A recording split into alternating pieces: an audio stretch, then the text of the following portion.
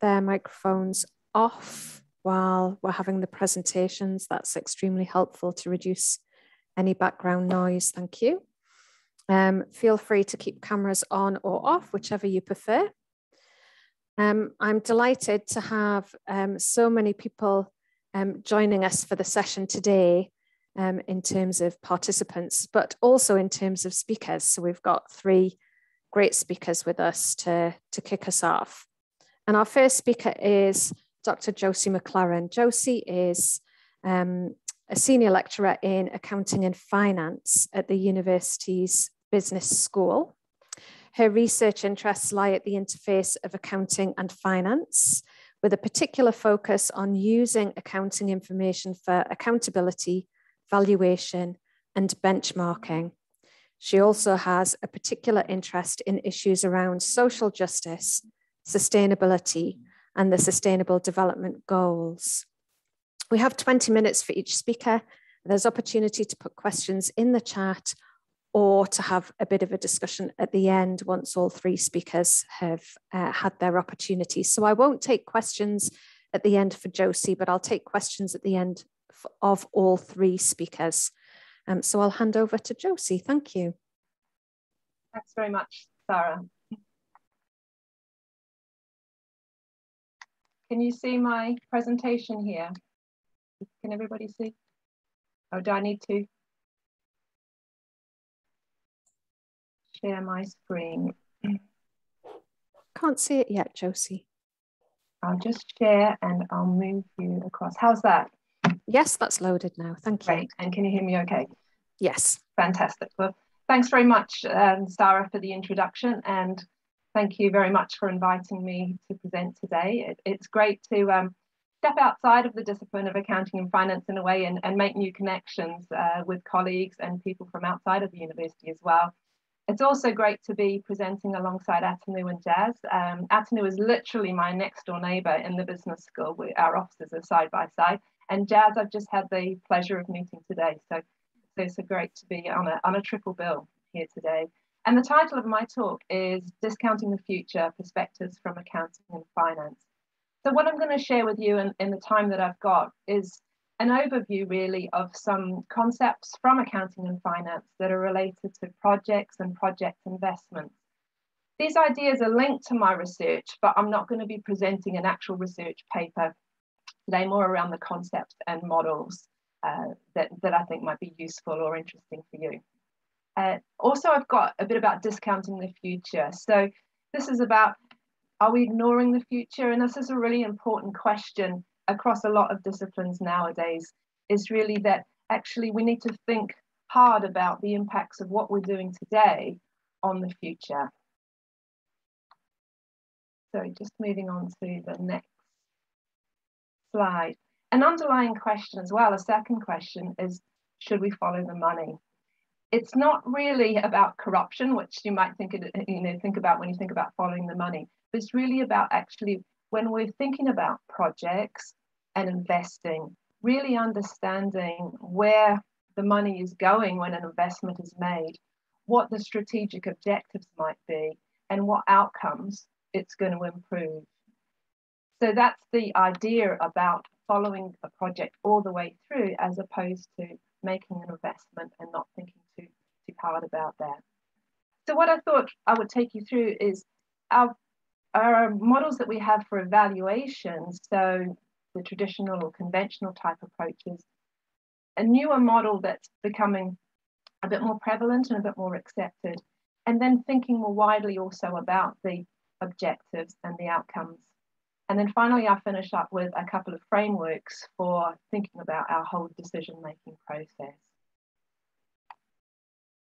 So thinking first of all about projects. So this is like thinking about investment opportunities or a project that you might want to invest in, work on. So this could be within a firm, it could be as researchers, for example, and valuing them, evaluating them, appraising them in the first place. And traditionally, we would look at net present value or NPV analysis when we're appraising projects. So that's what I've got there on the model there, or written as a formula. The net present value is stated in monetary terms, in today's money, And it's about looking at the expected future cash flows, which are called R in that formula you've got there, and discounting those at a discount rate or cost of capital I. And the expected future cash flows are uncertain. So you're thinking about modeling what they might be in the future and their cash flows as opposed to profits, because profits are based on like accounting conventions. The discount rate brings the future cash flows to the present. And this is the idea that actually it discounts for time. So time, cash flows in the future aren't as valued as much as today. And I'll come back to that a little bit more later. But also it accounts for the riskiness, the uncertainty of the cash flows. And a higher discount rate would indicate a higher riskiness to the project. So there's a number of things that we can think of here. And our decision rule, it doesn't tell us what we have to do, but we would tend to say that if we get a positive net present value, we would accept the project. We would want to go ahead with the project. It adds value. And that thinking sort of in economist type terms, they might evaluate that as a benefit cost ratio. So take the present value of all the benefits and the present value of all the costs. And if that ratio is greater than 1, same sort of decision, you would accept the project. So there's a number of things that we can think about here. I've already mentioned that it's about cash flows rather than profits, and these cash flows are uncertain. It's assumed that the investment right at the start is certain, so you know how much you're going to have to pay out right now, but you've got these future cash flows, inflows and outflows that you need to model. Another point related to net present value in a way is looking at the payback of an investment. So firms might do this, particularly if cash flow is quite tight, or times of recession or things are a little bit squeezed, they might look at payback. How many years is it going to take for this investment outlay that we've got to pay us back and pay back in terms of cash flows? So that doesn't take account of discounting, but it can be something that's quite important when cash is at a premium. And then thinking about the cash flows and the discount rate, there are issues as well. So what to include in the cash flows? You wouldn't want to include any costs that you've or expenses that you've already had, for example, which we might call sunk costs. So if you've done some initial work, whether it's some marketing, some other research to see whether you want to go ahead with the project, that's a sunk cost that you're not going to include. You've also got to choose whether you want to include inflation or not, to have real rates without inflation or incorporate inflation. Government projects tend to be without inflation at real rates. And similarly for the discount rate, real rates of discounting. I'll come back to that a little bit later on, because that, as I say, is tied to the initial question about discounting the future, whether we should be discounting and how much that rate should be. So that's kind of like the traditional analysis, the net present value approach. More recently, and coming into analysis and forms of analysis, is a newer based approach, options-based approach. It's not instead of net present value, it kind of sits alongside net present value. And one thing about this conventional approach, if we think back to that, it assumes that we make a decision to invest or not, and then we don't do anything else. So we go ahead with the investment, we just carry on, the cash flows come, they might come as we've modeled them or not. It's a static investment decision. There's no sort of active management of the project. But actually, in reality, and what this option-based approach tries to recognize, is the fact that there might be some flexibility. So if you're managing a project, monitoring a project as you go through its life, you've got some choices that you can make along the way. And this is what's called a real investment option. So option means that there's choices. Real investments, that's to do with your assets, your real investments. And there's different examples of real investment options. So, for example, you can wait and see. You don't have to invest maybe straight away. You can wait and see what the state of the world is like, whether you can get some more information about your cash flows, whether you can refine your forecast. Alternatively, you might be able to think, if we invest now, we could lead on to further investments, invest more in the future. So a project today might open up possibilities of projects in the future. On the flip side to that, if things don't go as well as expected, it's not necessary that you have to let the project run on and keep making losses. If you are making losses, that you could actually get out of the project, wind it up somehow. So that's abandoning it. And then finally, there might be a possibility to actually swap your inputs or your outputs in the project. So can we switch those or exchange one for the other? Do we have some flexibility over what we're making or how we're making it? So those are examples of real investment options. So one thing I asked Sarah about in preparation for coming here today was actually, have you got a couple of examples of projects that you're working on in the Centre for Energy? And I can maybe think about those and think whether there are option type elements in those. So I've got very brief details on the project, so forgive me if I've got it a little bit wrong, but the two projects are the Integral project, so looking at the network of gas and electricity and the whole project that's there, and thinking about possible options there with that project.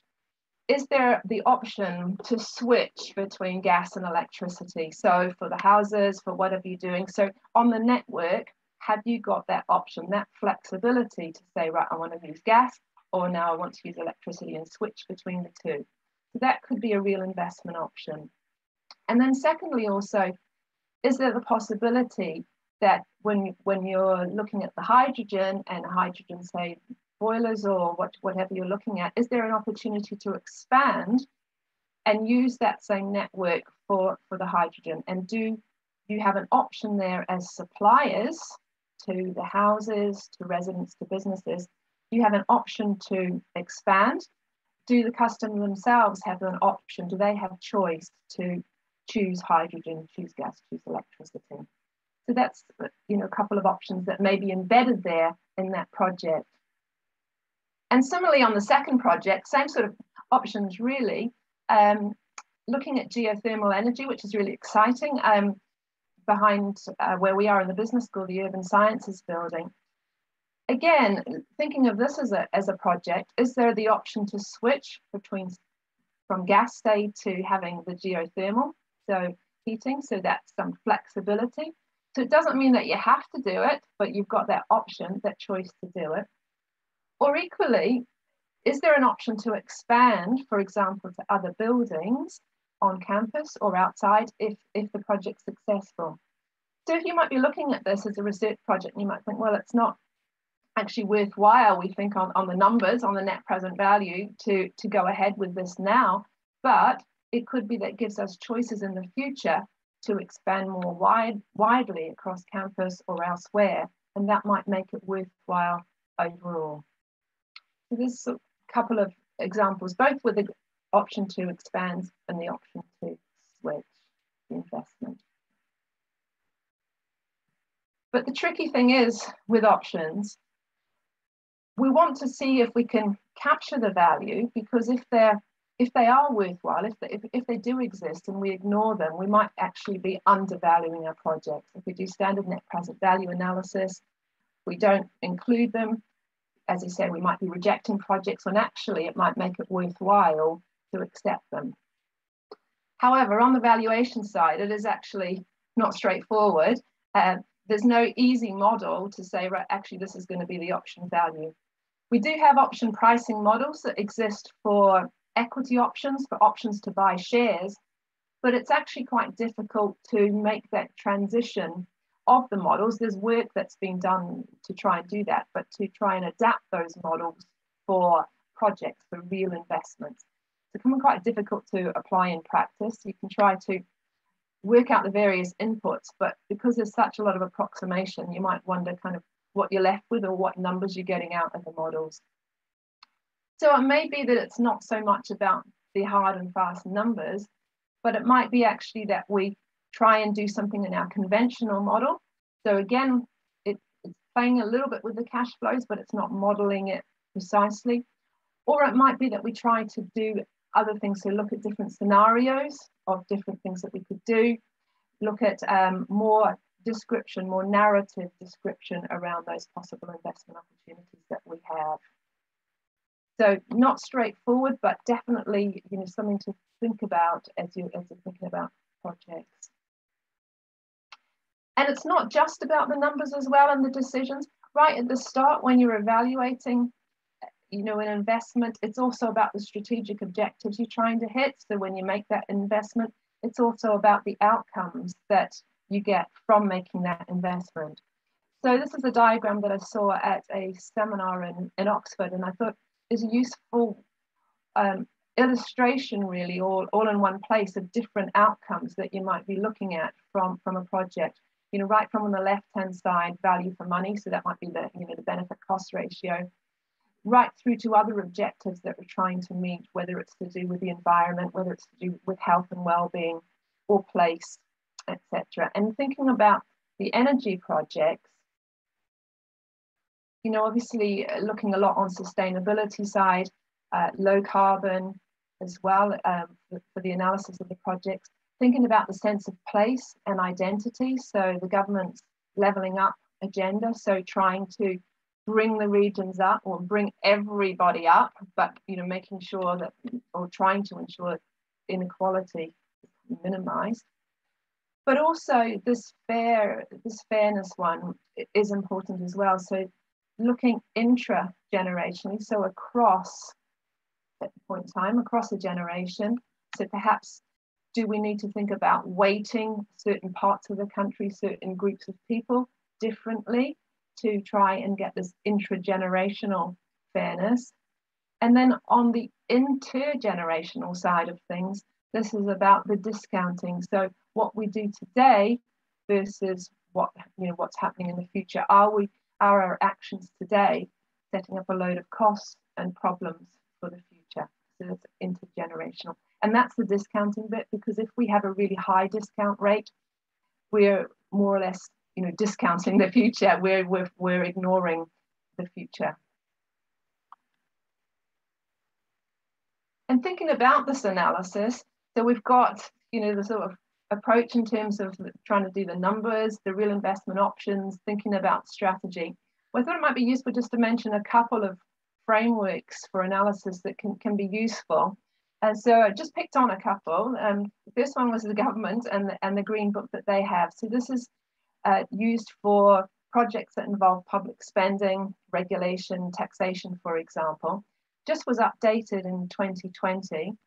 It's clearly about project design and looking for economic growth, but also looking at strategic objectives. So that's one of the key things that they're bringing to the fore, particularly with the revision to the Green Book in 2020. So a focus on strategic objectives, a focus also on the discounting. So the rate that the government would use is 3.5%.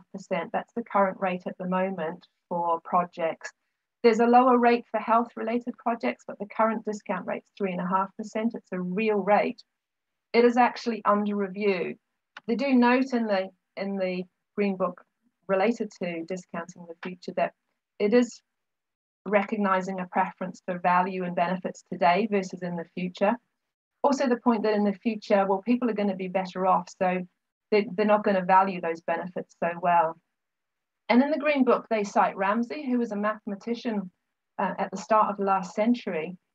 And they cite him alongside the discounting point, but actually, if you look at his article, I went to the original article and started it, he actually was saying, we shouldn't discount, it's ethically indefensible. So this is something that's really, you know, becoming important at the moment. And this 3.5% rate, as I said, is currently under review, and they're looking at whether they should be lowering that. So we are discounting future costs and benefits less. And then a final sort of change in the Green Book with the changes is that there's more of an emphasis on the need to look at other impacts. It's not just about the investment, but it's also about the strategic objectives and other impacts, such as the impact on the environment. And that led me to think also of a second framework that I think is useful on these sort of things, which is around integrated reporting and thinking. And integrated reporting is a framework for looking at different sources of value, and they call these capitals. And it's not just about the finances then, it's also about the impact that we have on the environment, natural capital, the buildings, the people, their relationships, that sort of thing. And it's thinking in an integrated or holistic way about all of these capitals, so these types of value that we have. And the university, Newcastle University, actually does follow integrated reporting. So if you look at their annual report and accounts, it's an integrated report, and they say we look at integrated thinking in the institution. And I'm sure I'm doing a project on integrated reporting in universities at the moment, and I know there's a lot going on at the executive board level in terms of trying to think holistically. But it's not easy. Again, I mean, these are parts of value that could be increased or decreased through our investments and our projects. The valuation is not easy. It's not easy to say, well, what is the value of social capital that's been created or destroyed? But metrics are designed and thought of, and that's not a straightforward thing either, but trying to get metrics to act as proxies for the values. And then trying to understand the drivers, actually, what is driving these changes, what is driving them. And then importantly as well is the trade-offs, because it might be that you can increase one by your investment, but you decrease another. And that's true with those strategic outcomes that we were looking at before. And then just sort of finally to round up, it's looking at the effect on all the capital. So if we do make these investments and we do recognize the trade-offs, well, what's the impact assessment? And we can try to benchmark against other projects, other investments that have been made to see how we're tracking as well with those. Okay, so just to finish up then, to answer the question about following the money, yes, we should. When we make our investments, it's not just about making the investment and then trying to forget about it. We need to work quite hard at going beyond the numbers to thinking about our strategy, our outcomes, and thinking in a holistic way about what's going on and the trade-offs that might be made. So it's not easy, but it's trying to think beyond the sort of boundaries of the strict project that we've got. And that's it. That's all for my project. So my talk, thanks very much, and happy to have discussions about different collaboration opportunities. As I said right at the start, it's great to come out and speak to people outside of the discipline of accounts and finance. So thanks very much. Thanks, Josie. That's great. So questions for Josie in the chat or at the end, thank you. But we'll move straight on to our next speaker. So Dr. Jaz Kalra is an assistant professor in supply chain management at the university's business school. His research interests are all around the nexus of supply chain strategy, looking at complex projects and professional service operations. So specifically how organizations set up and orchestrate inter-organizational networks to create, access and operationalize assets, resources and capabilities without necessarily owning them. So over to you, Jaz. Thank you very much, Sarah, and thank you so much for everyone for joining us here today and for the opportunity to present some of my research to you. So I'll just share the screen now, please.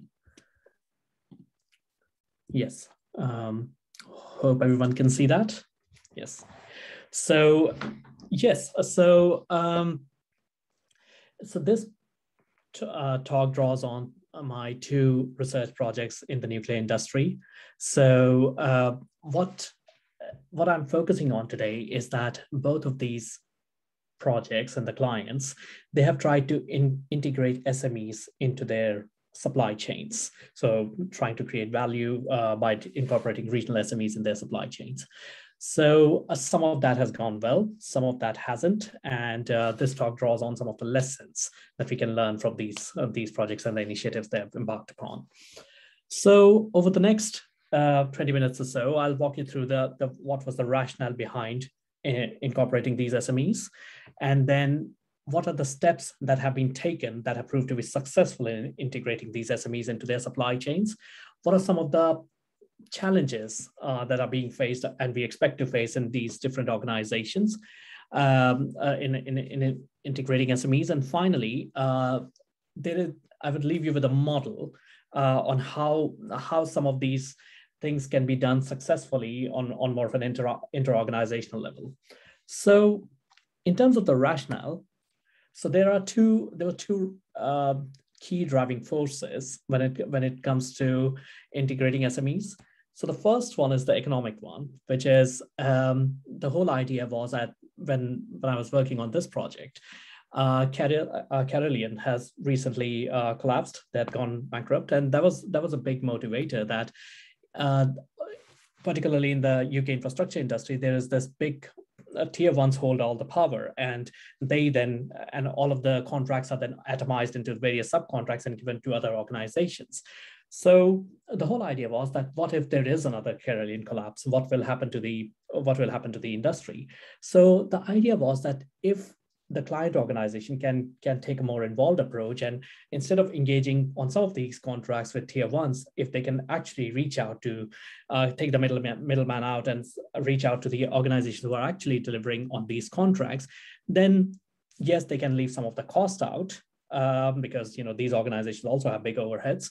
But then can they in the long run also do that as an approach to mitigating the risk that it poses? The second bit was that if the client is becoming more and more involved with these organizations, then you have this opportunity of becoming the client of choice. Whereas once you're engaging with these tier ones, you are their client, and then they have many other clients like you. So how about you actually work closely with these suppliers and become the client of choice? And finally, so it's not just SME. It's not just that SMEs are these small organizations that can then that can just deliver the same thing that large organizations are delivering, just on a smaller scale. They also have access to niche capabilities. All this, the research, empirical evidence on innovation suggests that once these SMEs are beyond a certain learning curve, then they are more flexible in adopting innovation than some of these large organizations, as their formal processes restrict them. So that was the whole idea. There was a strong economic rationale on going for these SMEs and incorporating them into their supply chains.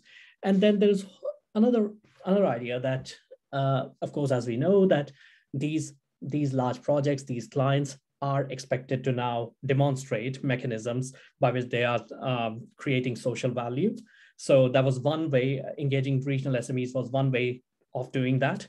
The other bit was that, of course, when we look at these large mega projects, they have a life cycle of 10 to 15 years. And once you've gone through that 10 to 15 years of life cycle, then they start creating value for the community.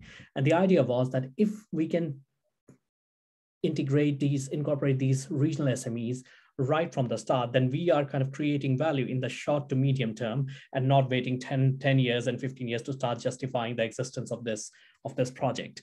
And finally, the contribution to local communities. So nuclear power plants, they're not based in cities like London. They usually are based in more rural areas. So they go and the communities around them, some of those communities are really happy, some of them are not. So the idea was that if we are kind of almost kind of stepping into these rural communities and kind of making life a bit difficult for them during the life cycle of this project, is there a way we can actually contribute to that community and bring prosperity to that community? So that was another idea which was driving incorporation of regional SMEs into supply chains. So starting from there, then they both of these projects have tried to actually integrate SMEs, and some of them has gone well, some of that hasn't. And by codifying that, we have come up with three steps that you have to undertake to successfully integrate SMEs in your supply chains. So it's about finding the right players, finding the right intermediaries and engaging with them, then building and sustaining legitimacy, and then adopting a long-term view. So what do these mean? I'll walk you through them. So the first step is you have to, when you're going there as an organization, as a client or organization, you actually don't know the people there. You don't know what's the capability map of that region. So you start by finding and engaging with the right intermediary organization. In some cases, those could be Chamber of Commerce, Regional Chamber of Commerce. In other cases, there could be other smaller SMEs, other organizations that kind of are at the center of that network. So once you start engaging with them, you then start understanding who are the regional organizations that can map onto my requirements as a client. So that's the first step. Then another approach that has worked very successfully is the matchmaking. So matchmaking, not just understanding their capabilities and mapping them onto your requirements, but some of these organizations actually might not be suited to work directly with the clients, but they can actually be very well suited to work with some of the client suppliers. So how do you kind of create a matchmaking for them? So how do you match these small organizations with large purchasing organizations? So they kind of created a service around it. They kind of created a sort of a Tinder for buyers and suppliers, and that seemed to have worked well. And finally, one thing that was really important was identifying and recruiting people who were passionate about this initiative. So in some of these cases, in one particular project where it has worked very well, the senior supply chain engagement manager was actually from that region. So, and he was very passionate about bringing prosperity to that region. So he went that extra mile. He went about convincing his the internal people who were resisting that approach, and also kind of going to the SMEs, going to some of these suppliers who knew his face, and encouraging them to actually start engaging with this big client, so that they can start on this mission. So having the right people who are willing to go that extra mile and incentivizing them and promoting them is really important, building that internal capability. So that's the first step. Once you've done that, gone through that initial step, the next important stage is kind of making sure that it stays stable. So what I mean is that once you've started approaching these organizations, you're beginning to form a network of these organizations, but it's not stable yet. People are still kind of speaking to you on more of a voluntary basis. It's not mandated by anything, and they can walk away anytime. The other bit is that these government projects, they also take a lot of time to get approved. So between you starting to approach these organizations and signing a formal contract with them, there could be a couple of years when you have to work very closely with them, because these SMEs, their working capital, their cash flow, when they start planning about these things, they are thinking of a year or 2 years. That's the time frame they're thinking about. They don't have working capital for the next 5 years. So you have to kind of think about them. And how do you go about building and sustaining that legitimacy in that particular network?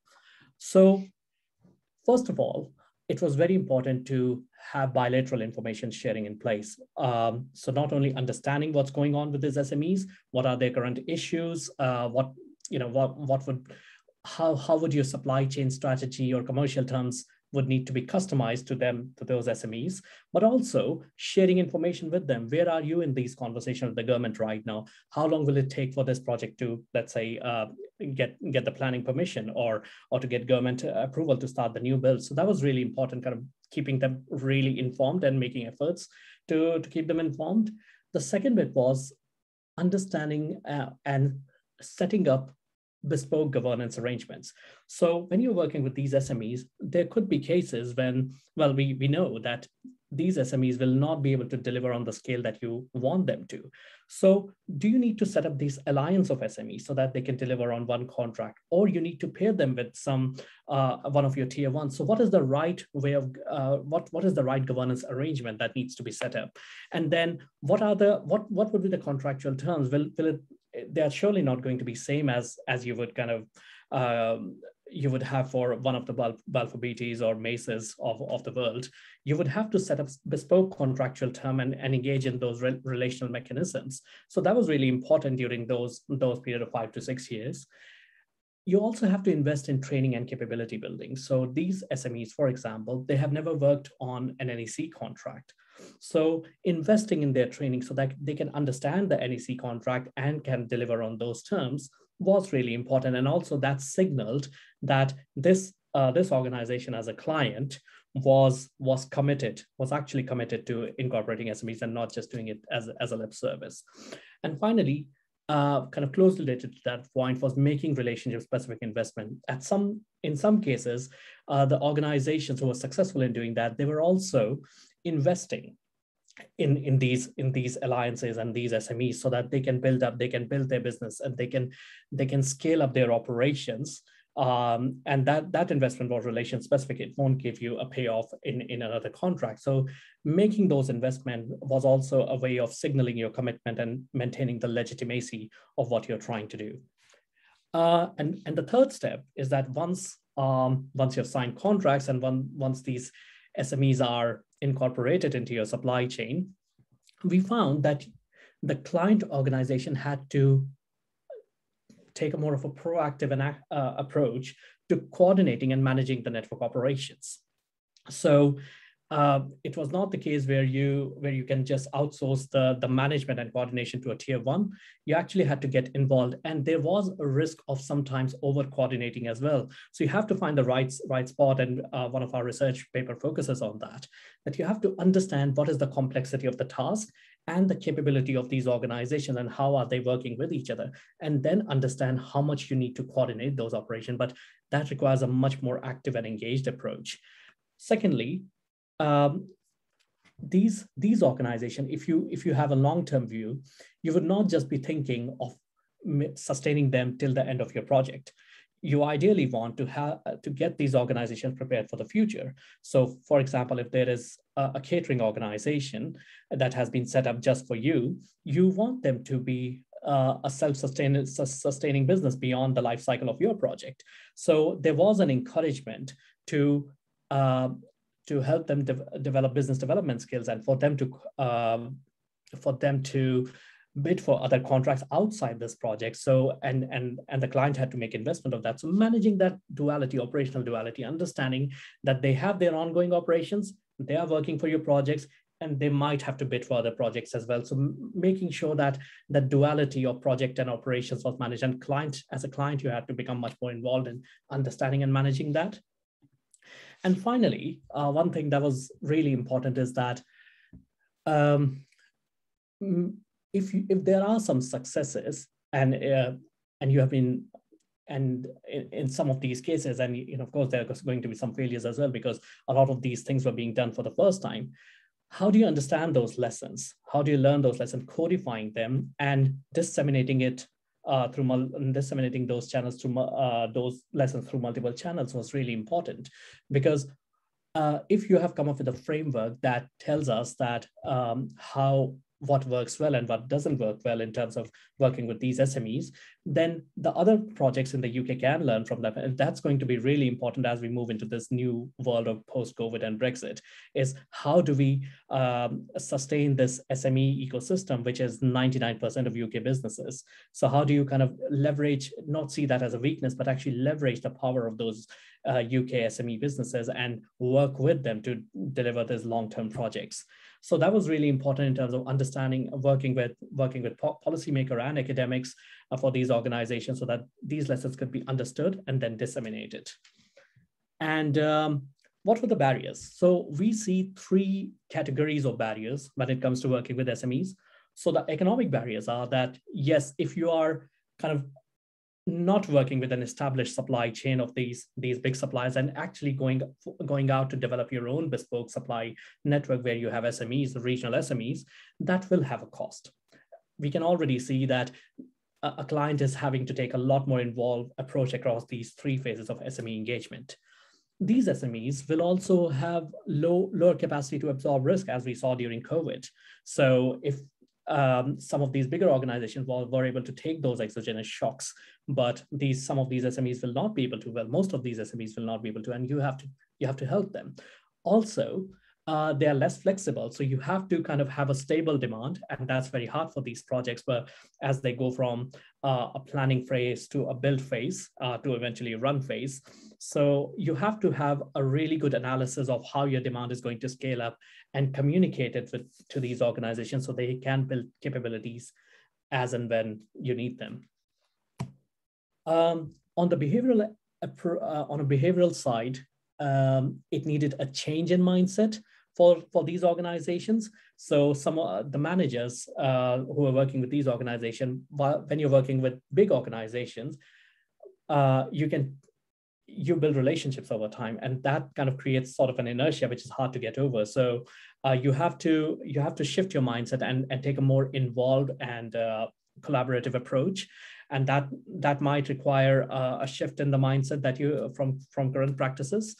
And I think and in the next of these economic and behavioral issues was the cost focus. So traditionally the supply chains manager are trained to kind of think in terms of supply chain, and commercial managers are trained to think in terms of cost, both economically and from a behavioral perspective as well. So that is a big challenge, that you can't think about these SMEs just in terms of cost. Yes, but you will save cost in the long run, but initially it will require a lot more investment from you as well. So there has to be other objectives that your project needs and your supply chain managers need to be measured on beyond just the cost as a performance outcome. And the big political barrier that we are seeing is that if these are public projects, then there is a requirement to go through competitive tendering and demonstrate value for money. So you can't show a preference towards SMEs, and that has been a problem so far for some of these in some of these contracts. And I think until there is some instruments we can use to change them, this will continue to be a problem.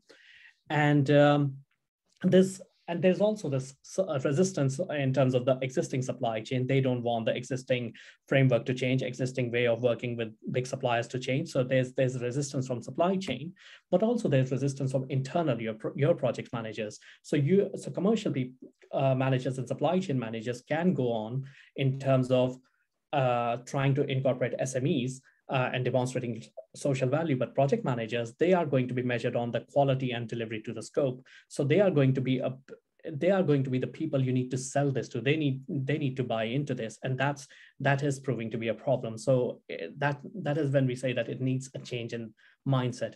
And overall, there is an inertia in terms of economic, behavioral, and political mindsets. There's an inertia, organizational and inter-organizationally and politically, we would have to overcome if we want to work with SMEs and use them in our local supply chain. And so I will leave you with this framework that has been developed from this research on how we can start to approach towards a solution.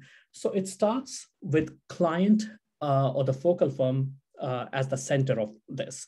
So it needs to start from there. And we know that they have a supply chain, and there's, particularly in construction industry, there's a very strong client contractor interface. So the client needs to start and work with their supply chain and work in terms of coordinating the relationships in existing supply chain, so that the existing contracts that are being delivered, they are delivered without any issues, and you have to kind of incorporate those relational mechanisms to approach that mindset change that we have been talking about. Then we also have this SME ecosystem around us, and you need to start engaging with that SME ecosystem through the mechanisms that we have discussed. So it starts with engagement and showing willingness and intent to do this, and facilitate their initial interactions with the client contractor interface. So you have to demonstrate the value to your initial tier ones contractor interface, where these SMEs are going to demonstrate value. Because let's face it, until this political issues are resolved, most of these SMEs are not going to be working directly with you. They have to work with your tier one. So you have to kind of sell that to your tier ones, and then slowly start integrating once that incorporation is done, once that facilitation is done and there's buy-in, you have to slowly start integrating them into the supply chain. And there is this policy landscape, which is proving to be a big barrier when we want to embark on this.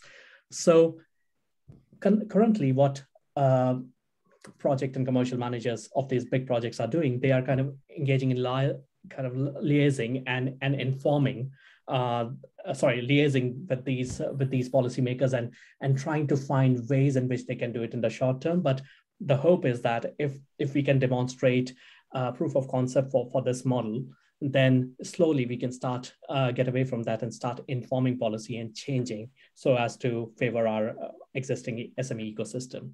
So that's the model I'll leave you with, and thank you very much for this. Thank you very much.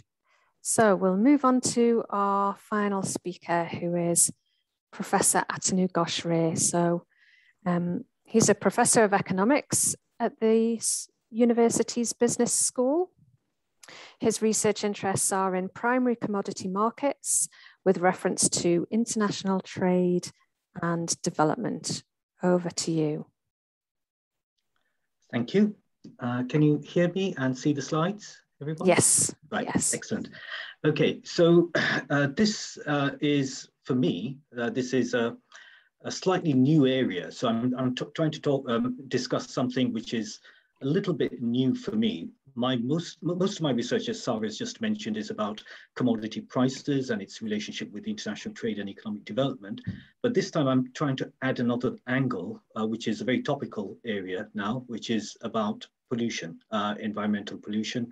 And in this particular talk, I'll be focusing mainly on CO2 emissions, but my interests are now starting to go a bit further than just CO2 emissions, but also emissions of other types of pollutants like nitrous oxides and ammonia, methane, and so on. So what I'm going to do is I'm going to talk about some of the economic theories that exist, talk a little bit about them, and then try and put forward the challenges that we face in terms of economic modeling. So one aspect of research that has been going on for quite some time is this relationship between energy consumption and economic growth. This is a very well researched area, and a lot of studies have gone into this. They have looked at whether economic growth is caused by increased amounts of energy consumption, or whether economic growth leads to energy consumption. Another area of research that has also been very popular over the years is the causal relationship between economic growth and pollutant emissions. So as a country grows over time, whether emissions increase, or whether they increase at a monotonic rate, or whether they start to fall over time, these are areas which have been researched quite well. Now, what has happened over the last 10 years is that there have been a significant but relatively fewer number of studies that have looked at the three-way nexus between energy consumption, economic growth, and these CO2 emissions, for example. So this is a new, but an area which is attracting a lot of studies in the last 10 years. So what are the theories that we economists tend to look at? In this relationship between energy consumption and economic growth, there are four hypotheses that we test. One is the growth hypothesis, which says that as an economy grows, it leads to increasing amounts of energy consumption. And that's called the growth hypothesis. The other one is the reverse of that as energy consumption increases, that leads to economic growth. There is the feedback hypothesis, which says there is a feedback relationship between the two variables, energy consumption and economic growth. So if there is economic growth, that leads to energy consumption, increasing amounts of energy consumption. And again, if there's increasing energy consumption, that leads to economic growth. So there's a feedback hypothesis that exists. And then you have the neutrality hypothesis, which says that there is no relationship either way between energy consumption and economic growth, or the other way around. Now, on the other side, the second strand of research that I was referring to is the relationship between economic growth and pollutant emissions. And what has been suggested in the literature is something called the environmental Kuznets curve. And this has become quite popular since the 1990s, since the study that was made, the seminal study that was made in relation to this particular area. Now, the word Kuznet comes from the famous economist, Simon Kuznets, who actually did something different. He looked at the relationship between economic growth and inequality. And his idea was that as a country grows over time, inequality increases until a certain threshold point is reached, which when income increases, inequality starts to fall. So what you have is an inverted U-shaped graph.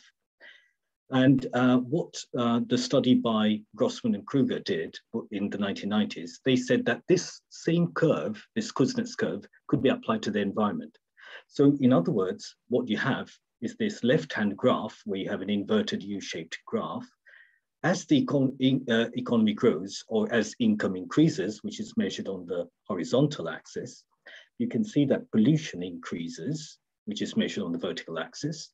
And then there's a point reached where there is a transition. And what happens is, as income starts to increase, pollution starts to fall.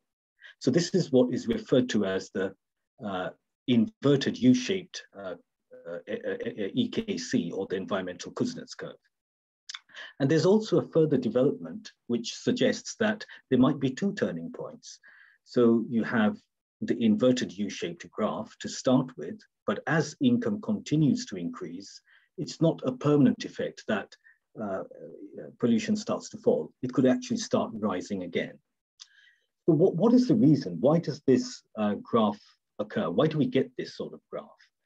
Now, what happens is, as the economy grows and as pollution starts to increase, because you have polluting industries associated with it, this is called the scale effect. So as the scale increases, if you assume that there is no technological progress embedded in the production function, then you would expect pollution to go up. So this is called the scale effect. So that's the structure of the technology of the economy. So if you have an increase in income, that leads to an increase in pollution.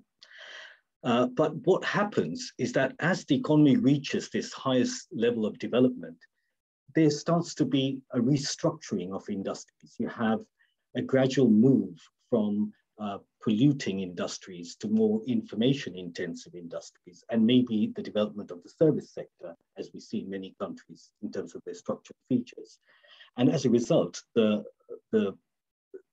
level of pollution gets distributed. There is a compositional distribution in terms of how the different industries starts to build up.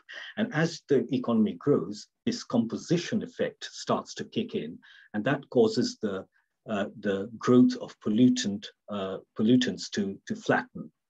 And then you have the technique effect, which combined with this composition effect, what it does, or the technological effect, as sometimes some studies refer to, what happens as a result of this technological effect is that as the economy grows, there is more investment in industries that can cut back on pollution. There are investments in areas which lead to greener technologies, and that causes pollution to fall. So that would be why you get this sort of inverted U-shaped EKC graph. But then you can also have the cubic function. So it is possible that as income starts to increase beyond a certain threshold, you get a second turning point. And these emissions then again start to rise, which suggests that this suggestion that if the income increases for a country, then at some point of time, we can just leave everything to the invisible hand. Pollution is going to fall. That is wrong. What can happen is that the scale effect that we talked about, that can start overpowering the composition and the technology effect. And that could cause pollution again to start rising. And that could lead to this cubic function, or this N-shaped EKC. So Also, what we can see, what some economists argue is that we may not have this non-monotonic function over time. We could just have an increasing function. So the idea behind that is where we get just an increasing function over time, so that as income increases, pollution just continues to increase, is if older pollutants, which we get rid of, get replaced by new pollutants. So you could have maybe chemicals which are carcinogenic, for example, that those could start replacing the old pollutants. So there are different ideas that have been put forward. So you could have an increasing function, or you could have a non-monotonic function like the ones that I've presented here in this graph, where you could have an inverted U-shape or a cubic N-shaped function. Right, so this is where I start to bring in this role of energy, because there are these two strands of research, that there's this relationship between energy consumption and economic growth. And then there's this relationship between economic growth and CO2 emissions. The role of energy becomes quite crucial over here. And as it has been highlighted in a famous quip made by Nobuo Tanaka, who was the executive director of the IEA, is that it's energy which is at the heart of the problem. So any solution has to be focused on energy. And this is where I think this three-way nexus between energy consumption, CO2 emissions, and economic growth is crucial. So let's have a look at some of the studies that, some of the data that I've collected over time, and what they suggest. Now, this is something that I've just recently started to get into, so I'll just explain what these graphs mean, because it might look a bit too small, the font sizes over here. So what we have over here is energy consumption for Brazil on the left-hand corner, top left-hand corner. And the energy consumption are given by these bar graphs that seem to increase over time. And what you can see is the composition, the energy mix for Brazil, which is one of the leading polluters in the world. You can see that coal is a small composition of this energy consumption, and natural gas is also quite small, but a large part is taken up by petroleum. But we can see that over time, as energy consumption increases, the different mixes are pretty much the same. If you move across to the top right-hand corner, we have Iran, and it just seems that there are two areas from where they derive their energy consumption, which happens to be natural gas and petroleum. In the cases of India and China, we can see how these emerging economies are so dependent on energy. Energy consumption is on the rise. And again, the sources from where they derive their energy consumption are pretty much fixed over time. As a proportion of the total energy consumption, they seem to be quite fixed. And I've also taken some other countries as well, just as a comparison. We've got Indonesia in the top left-hand corner, Saudi Arabia, top right-hand corner, and Germany and USA at the bottom panels. And again, we can see that the energy mix hasn't changed that much over time. I've also put some graphs for CO2 emissions, and I've looked at 3 different decades. So you've got data for the year 2018, which is given by the black horizontal bar. The brown orangey sort of bar gives 2010, and the lighter shade gives the year 2000. And you can see that the largest polluters, China and India, they have actually, their CO2 emissions have actually increased over the decades, where they've slightly decreased in the case of the United States. Now, what I've done next is I've just tried to look at some of the relationships between GDP and CO2 emissions. So you can see on the top left-hand corner, the case of China. And for lower levels of GDP, there seems to be a significant positive correlation with CO2 emissions. But then at a very high level of GDP, you can see it sort of flattens out a bit. There is a bit of, you could say, the N-shape EKC that might be suggestive from this graph, but it's too but again, it's just a correlation. It's not a causation, but it seems to suggest that in each of these countries, I've got Brazil on the top right-hand corner, India in the bottom left, and Iran on the bottom right. There does seem to be a positive correlation between GDP and CO2 emissions, though it is a bit blurred for higher levels in the case of Brazil and Iran. And again, in this panel for Indonesia, which is one of the most polluting countries in the ASEAN region, you can see a fairly strong correlation between GDP and CO2 emissions. A bit blurred for Saudi Arabia, but nonetheless suggesting a positive correlation. And then, though blurred, it seems to suggest a negative correlation in the case of Germany and USA in the bottom panels. And then I've put some similar graphs for energy consumption and economic growth. Again, all of them suggesting that there's a positive correlation. So I've got Brazil and China in the top panels, and India and Iran at the bottom panels. And again, a blurred sort of relation in the case of Germany, but suggesting a somewhat negative correlation. For Indonesia, it's again quite positive, suggesting a strong correlation between GDP and total energy consumption.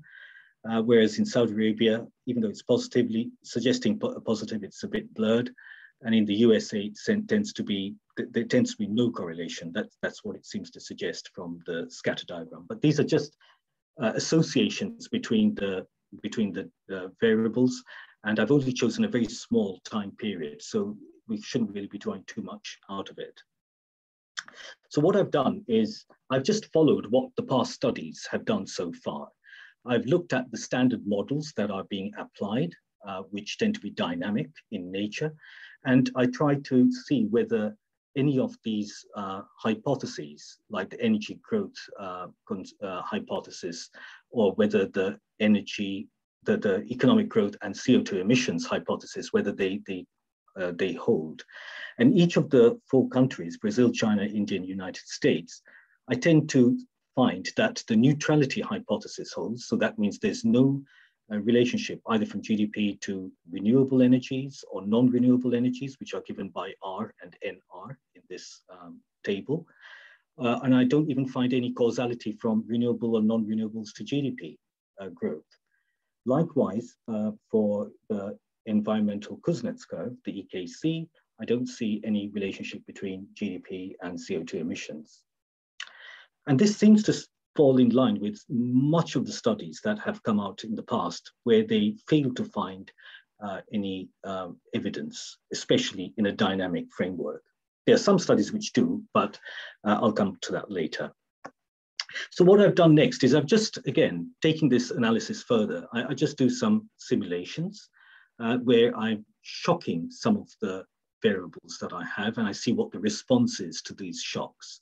So to read this graph carefully, what we have on the top, you can see, is GDP, and then non-renewable energy, NRES, RES, which is renewable energy, and then CO2 emissions. And what we have in the first row of results is the response of non-renewable energy to a shock in GDP, followed by its own shock, followed by a shock in renewable energy, and followed by a shock in CO2 emissions. And likewise, in the second row, I've got the response of CO2 emissions to a shock in GDP, followed by shocks in renewable energy, non-renewable energy, renewable energy, and CO2 emissions. So we're not going to be interested in, let's say, the first row, second column graph, because that's an own variable shock.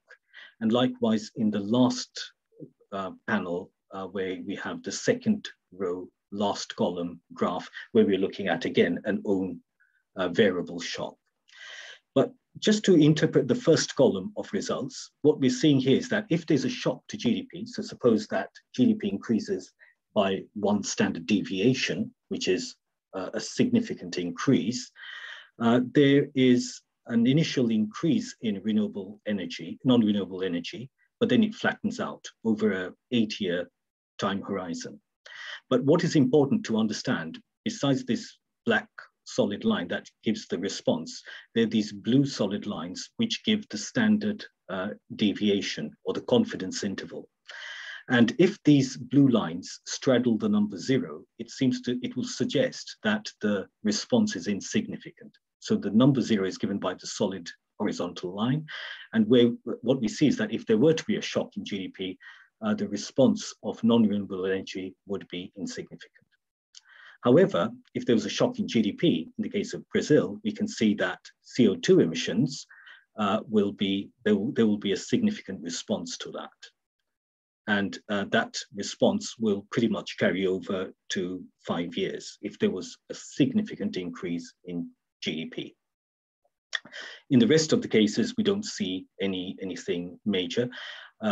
We do see some response to non-renewable energies. So if there is a shock to non-renewable energy, the CO2 emissions will, initially they'll have a positive impact, but gradually with time they will decrease. And I repeat the same just simulation. to say that that's 20 minutes now, thanks. Right, okay, I'll just wrap it up. And we get the same sort of simulations with these sorts of shocks as well for China and for USA and for India. And what we see, as you can see, that pretty much the responses seem to be insignificant.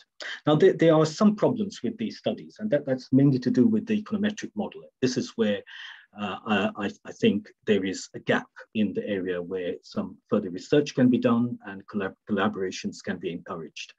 And the main issue that I want to raise over here is this quote by a study by Piaggio and others, where they published a paper, and they say very clearly that energy and hence CO2 emissions, their transitions are structural facts, and they should be analyzed from a long-term perspective, which is simply saying that we need to look at a fairly long period of time to analyze the data properly, rather than looking at short periods of time, because this is a time series type analysis. And in this context, what we need is to look at the variables. The variables do have a problem when you have a small sample, which many of the past studies have done.